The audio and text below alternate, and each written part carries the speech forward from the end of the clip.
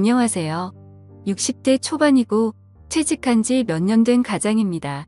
제 나이대의 대한민국 남자라면 대부분 저랑 같을 것 같습니다. 젊었을 때는 돈 버느라고 세월 가는지 모르고 앞만 보면 살다 보면 어느새 머리는 희끗해지고 주름만 깊어지는 아저씨가 되어버리지요.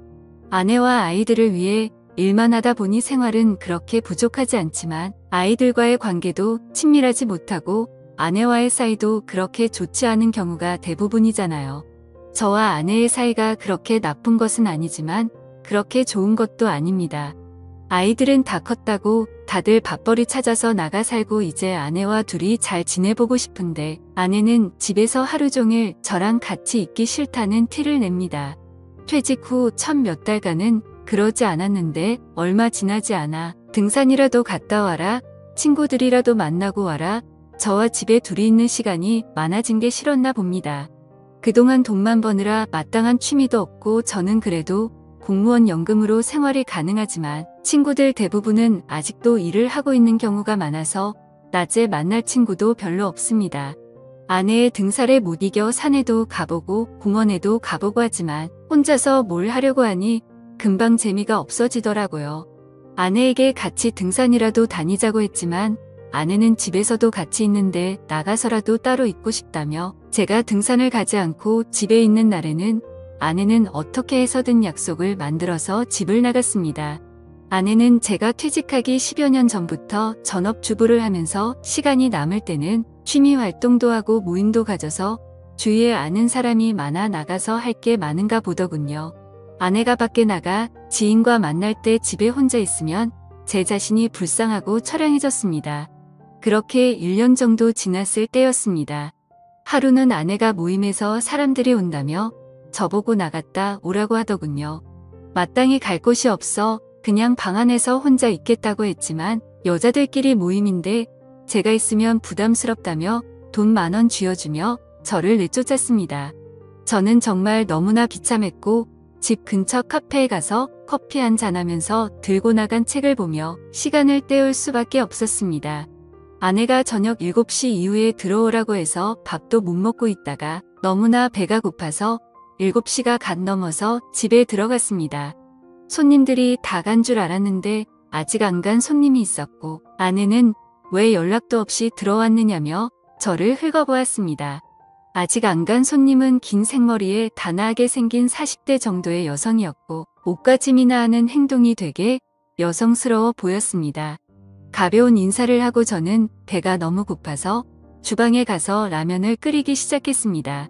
아내는 손님 있는데 라면을 끓이냐면서 저를 나무랐고 저도 그때 서러움이 폭발해서 밥을 차려주지 못할 망정 이 시간까지 밥도 못 먹고 밖에 있다 들어온 남편에게 그게 할 얘기냐고 화를 냈습니다. 우리가 싸우는 소리를 듣자 그녀는 당황해하며 황급히 자리에서 일어났고 아내의 잔소리를 들으며 저는 라면을 먹을 수밖에 없었습니다. 그날 이후로 그냥 아내를 꼴도 보기 싫어서 알아서 밥을 차려 먹고 그냥 집 밖을 하염없이 돌아다녔습니다. 할 것도 없고 갈 곳도 없었지만 아내랑 계속 있으니 아내도 저도 너무나 스트레스를 받았기 때문에 어쩔 수 없었습니다. 그렇게 몇 주가 흘렀을 때였습니다.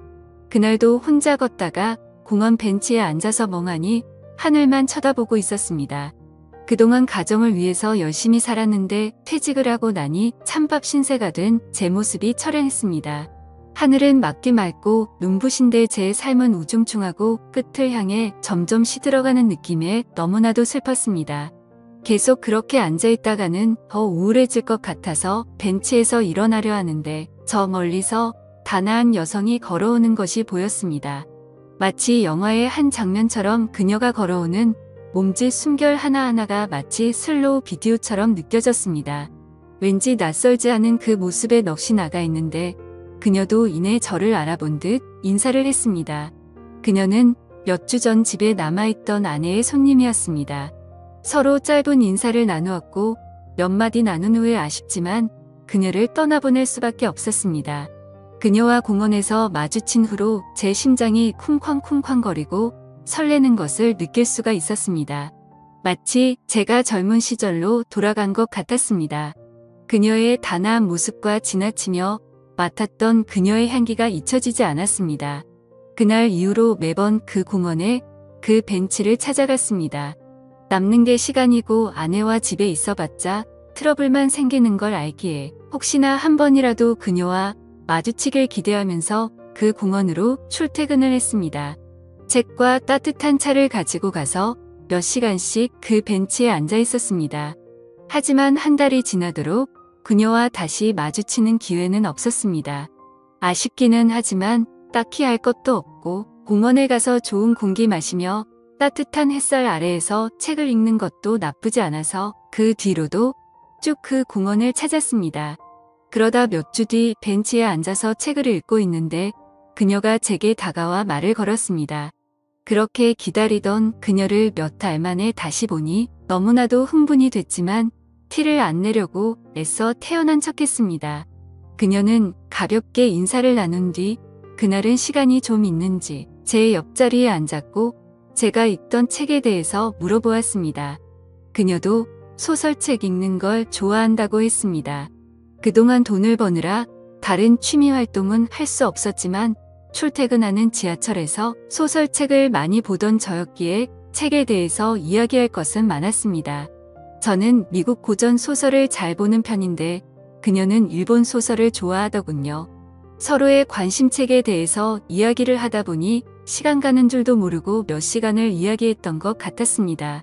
어느새 하늘은 알록달록하게 노을이 지고 이제 가야 할 시간이라며 자리에서 일어섰습니다. 저는 아쉬움을 뒤로 한 채 그녀를 보내줬습니다. 그 다음 날도 그 다다음 날도 벤치에 앉아서 책을 봤지만 그녀를 볼 수 없었습니다. 집 앞에 중고 서점이 있는데 방문을 했습니다. 그녀가 얘기했던 일본 여작가가 생각이 났고 다행히 그 작가의 소설이 있어서 하나 구입했습니다. 그 책을 읽으니 그녀의 생각이 더 많이 났고 그렇게 그 작가의 소설을 3번째 읽던 때였습니다. 그날은 왠지 아침부터 기분이 좋았는데 그날 다시 그녀를 만날 수가 있었습니다. 제가 보던 책을 확인하더니 소녀처럼 웃기 시작했고 자신의 가방에서 제가 전에 읽던 소설책을 꺼내 보이더군요.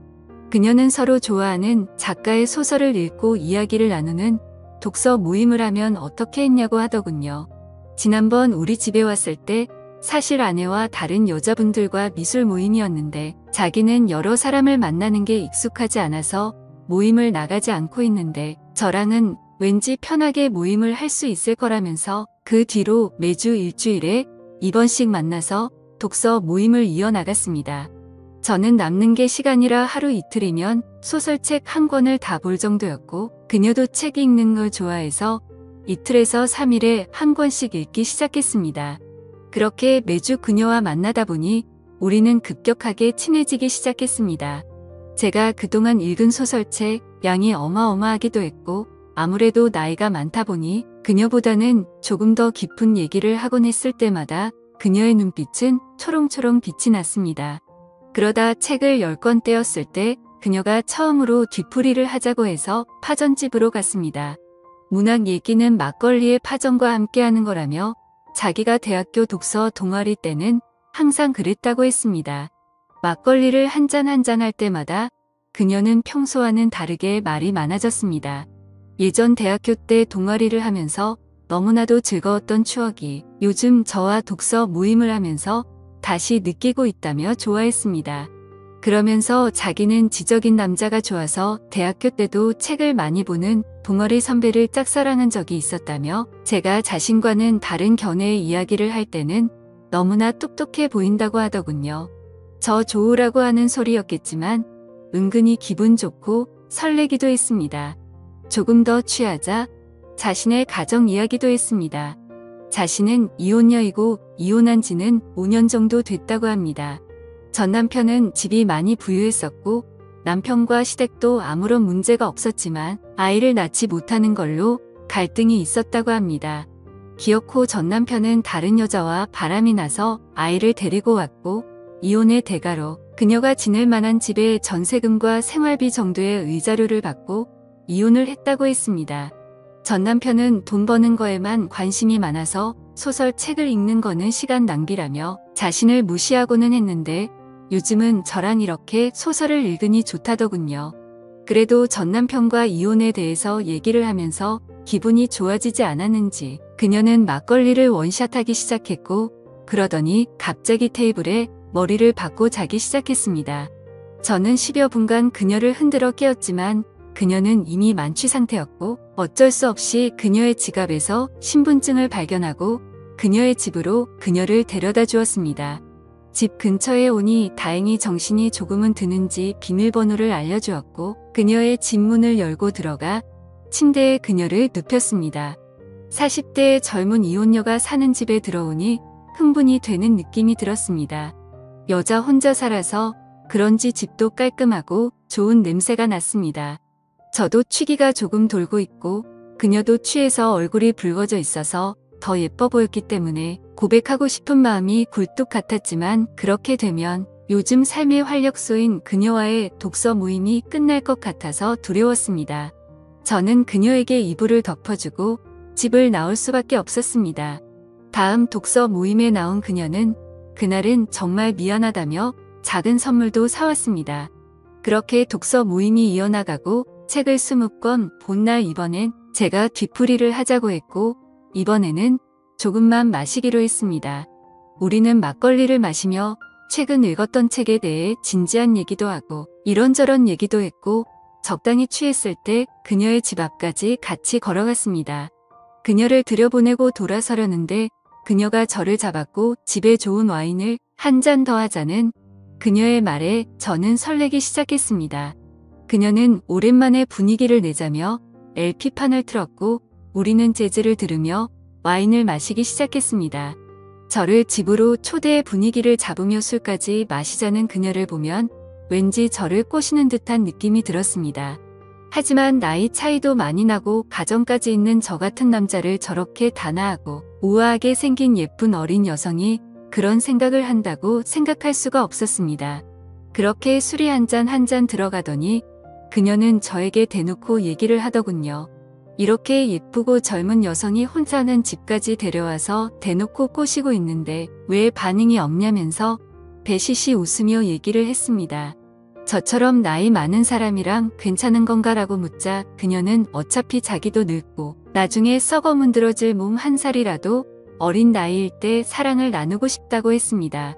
그러면서 저는 나이는 많지만 아는 것도 많고 연륜도 많은 게 오히려 더 매력이 있다며 한 번만 더 망설이면 자기처럼 어리고 예쁜 여자를 만날 기회가 이제는 없을 거라며 저를 놀리는 농담을 했습니다. 저도 이제는 더 이상 망설이고 체면 차릴 필요가 없다 생각해서 그녀의 제안을 수락했습니다. 그녀는 단아한 외모와는 다르게 엄청 적극적이었습니다. 솔직히 나이가 들어서 심장이 두근거릴 거라고는 생각조차 못했는데 그날 이후로 정말 엄청나게 심장이 두근거리더라고요. 사실 젊은 사람들에 비해서 체력이 많이 부족해진 탓에 그녀가 실망할까봐 걱정도 했지만 그녀는 오히려 저를 위로해줬습니다. 그런 그녀를 바라보고 있으면 너무나도 사랑스럽습니다. 젊은 그녀와 연애를 하다 보니 매일매일이 즐겁고 활기찹니다. 퇴직 후 사회에서 소외되었다는 우울함과 퇴직 후 아내의 잔소리와 무시로 인해서 위축됐던 제 삶과 몸이 그녀와 사랑을 나누면서 제 삶도 행복도 너무나 커지고 있습니다. 제 또래에 위축된 많은 대한민국의 퇴직남들이 저처럼 좋은 기회에 다시 사랑을 하며 행복한 생활을 할 수 있는 제2의 인생이 꼭 있기를 바라겠습니다. 지금까지 제 사연을 들어주셔서 감사드립니다. 구독과 좋아요 부탁드려요. 감사합니다.